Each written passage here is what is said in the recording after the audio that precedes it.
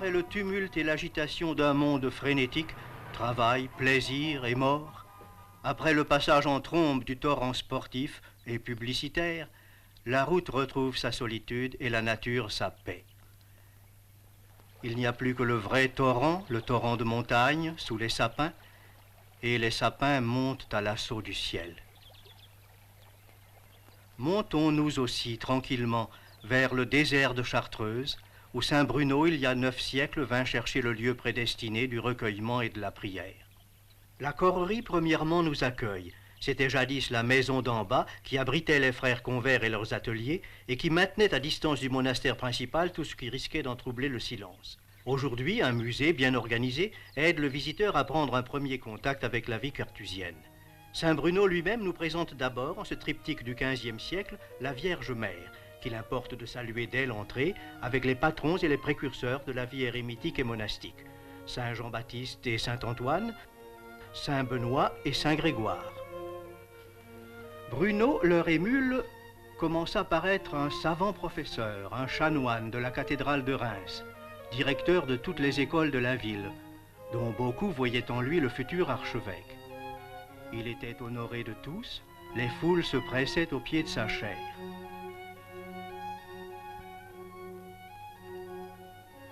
Mais touché d'un irrésistible appel, il décide, à plus de 50 ans, d'embrasser un tout autre genre de vie.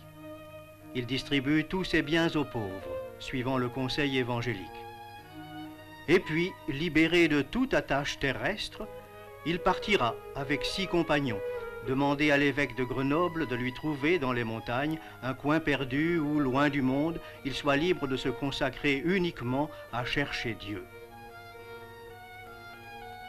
L'évêque, Hugues, un saint lui-même, le conduit au Val de Chartreuse, presque inaccessible en ce temps-là. On était en l'année 1084, au milieu de forêts épaisses et de rochers, au pied du mont que l'on appelle le Grand Son. Bruno et ses compagnons y bâtirent une chapelle rustique, quelques cabanes de bois, et le petit groupe d'ermites crut avoir trouvé le lieu où il se fixerait pour toujours. Hélas, au bout de 6 ans à peine, voici qu'un messager, envoyé par le pape Urbain II, qui avait été l'élève de Bruno, vient le réclamer pour le service du Saint-Siège. L'ermite ne s'y refuse pas, car il est obéissant avant tout. Mais l'attrait de la vie solitaire ne cesse de le travailler. Le pape enfin lui permet de fonder un nouveau monastère, une seconde Chartreuse, au sud de l'Italie, en Calabre, où il retrouve un cadre de montagnes et de forêts qui lui rappelle quelque peu celle du Dauphiné. C'est là qu'il mourra bientôt, le 6 octobre 1101, âgé d'environ 70 ans, pleuré de tous les siens, dont il était à la fois le père, l'ami, le compagnon, le guide. Sa renommée s'était déjà répandue dans l'Église. Le messager, chargé d'aller, comme c'était la coutume, porter de monastère en monastère la nouvelle de son décès, recueillit sur un long rouleau de parchemin les éloges que partout on faisait de lui, et qui peuvent tous se résumer en celui-ci: c'était un homme au cœur profond. Sa fondation se développa de façon prodigieuse, et la petite graine semée en Chartreuse devint un grand arbre. Moins de 40 ans après la mort du saint, il y avait déjà 11 maisons de son ordre. Au bout d'un siècle, on en comptait 47. Plus tard, il y eut jusqu'à 200 Chartreuses. La France seule en avait 67, réparties en 7 provinces. L'Église puisa largement dans ses réserves de science et de sainteté pour constituer ses cadres hiérarchiques. Rien que dans les 2 premiers siècles, 40 Chartreux furent élevés à la dignité épiscopale. Mais surtout, l'on peut croire, avec l'auteur de ce candide tableau, qu'ils allèrent en bien plus grand nombre faire l'ornement de la cour céleste.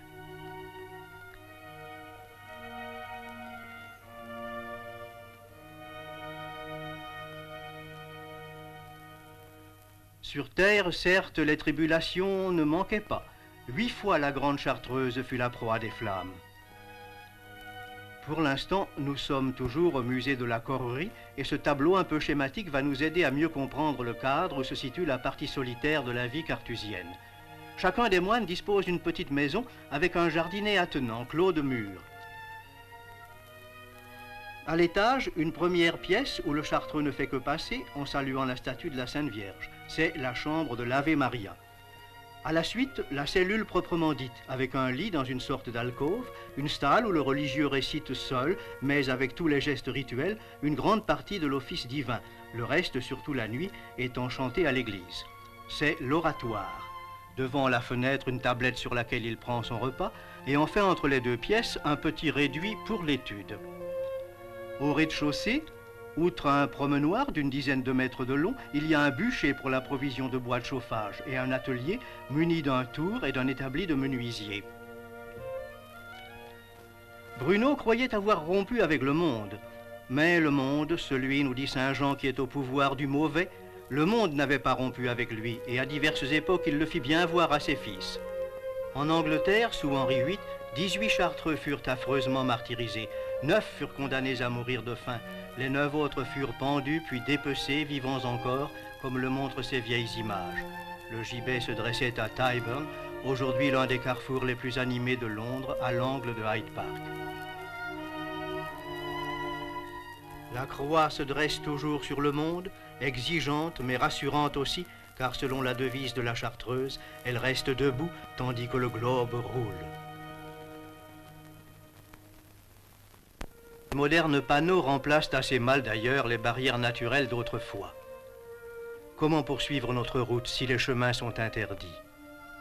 Empruntons donc la voie des airs pour prendre une vue d'ensemble des montagnes au milieu desquelles Bruno jadis trouva refuge. C'est toujours le désert de Chartreuse.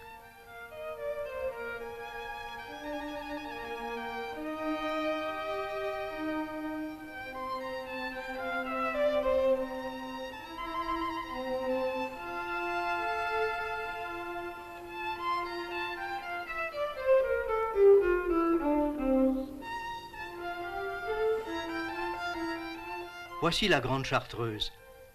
Bruno avait voulu pour lui-même et pour les siens une vie de solitude tempérée et équilibrée par une part de vie communautaire.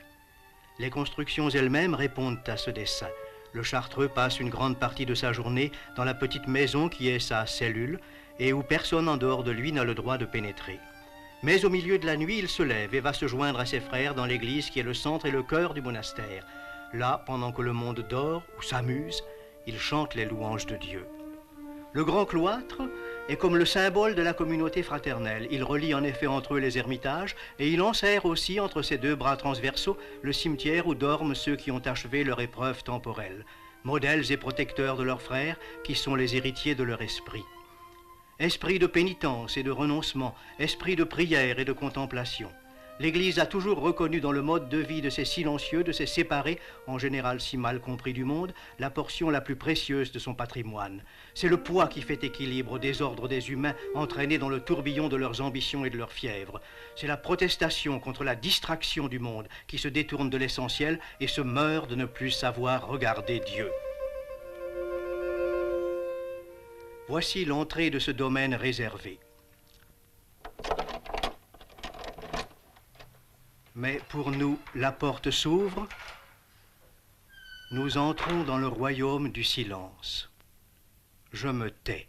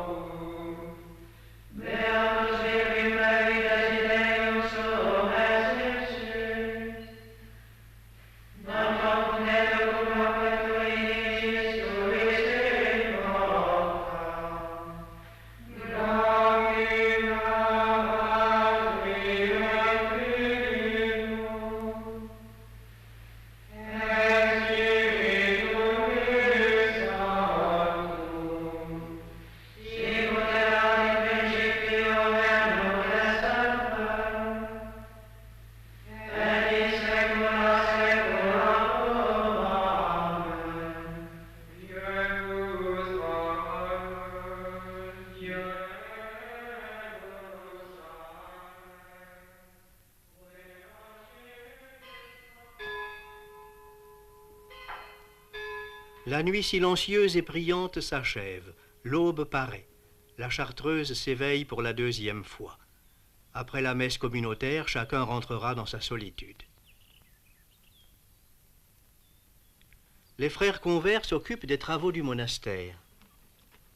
Tandis que l'un rapporte dans sa brouette la récolte de prunes, un autre, tout souriant et paisible, cueille des herbes. Et l'on sait assez à quoi servent les herbes aromatiques à la Chartreuse. Il y en a 130 variétés qui entrent dans la composition de la célèbre liqueur dont il faut bien parler.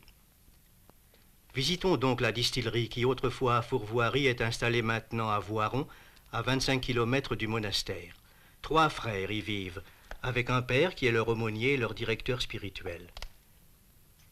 Ils détiennent le fameux secret de la Chartreuse. Qui inventa cette formule? Nul ne le sait. C'est le maréchal d'Etré, compagnon d'Henri IV, qui en fit don en 1605 aux Chartreux de Paris. En 1735 seulement, l'apothicaire de la Grande Chartreuse, le frère Jérôme Maubec, parvint à la mettre en œuvre et à fabriquer l'élixir, ainsi que les 2 liqueurs qui en dérivent, la verte et la jaune. Les caves où elles vieillissent sont des dimensions de cathédrale. Celle-ci a 120 mètres de long, et chacun de ces foudres de chêne de Russie ou de Hongrie, contient plus de 10 000 litres. Les frères eux-mêmes contrôlent les opérations multiples et minutieuses de la fabrication. 5 infusions, 4 distillations successives. Est-ce bien là, dira-t-on, une occupation de moine? Et les moines, comme les autres hommes, doivent bien vivre, et si frugal que soit leur régime, il faut pourvoir à leur entretien, à celui surtout de leur monastère, qui dans un climat si rude, sous la neige pendant près de 6 mois de l'année, est évidemment très onéreux. La Grande Chartreuse n'a plus les forêts et les forges qui la faisaient vivre autrefois. La liqueur dont elle a le monopole lui fournit les ressources sans lesquelles il ne lui resterait plus qu'à disparaître. Mais il faut voir encore au-delà. Saint Bruno a fait à ses fils une loi de la générosité. Que de pauvres, que de malades en ont bénéficié dans les siècles passés.